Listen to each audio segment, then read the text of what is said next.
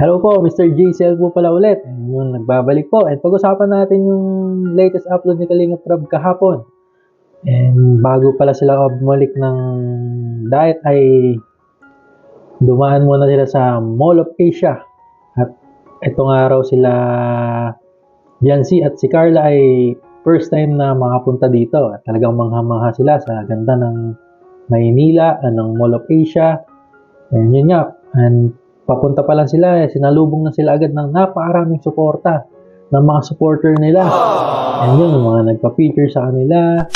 Talaga makikita natin dito na hanggang Maynila talaga yung kasikatan ng mga love team ng Kalinga. And yun, after nun, kumain sila sa Vikings. And yun, first time din nila dun sa Vikings.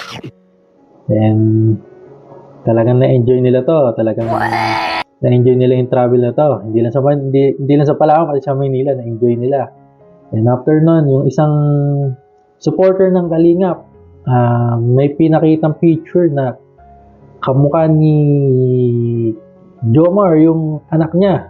Makikita natin yun sa vlog ni Kalinga Prab na pinakita yung picture. And magkamukha nga daw. And yun.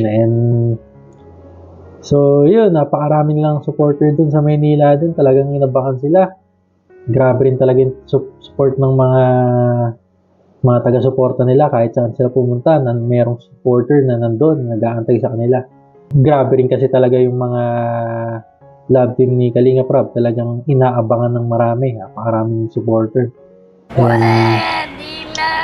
So yun, marami pa sigurado tayong aabangang mga episode ng mga love team na ito. And so palagi po rin natin suportahan ng mga Kalingap. Dahil yung mga ginagawa nila na love team na yan ay isa sa mga paraan nila para makatulong pandagdag sa mga tinutulungan pa nila. And ako nga po pala ulit Mr. JCL. Kung di ka pa po napag-subscribe sa aking channel, mag-subscribe ka na para updated ka sa mga susunod pang i-upload.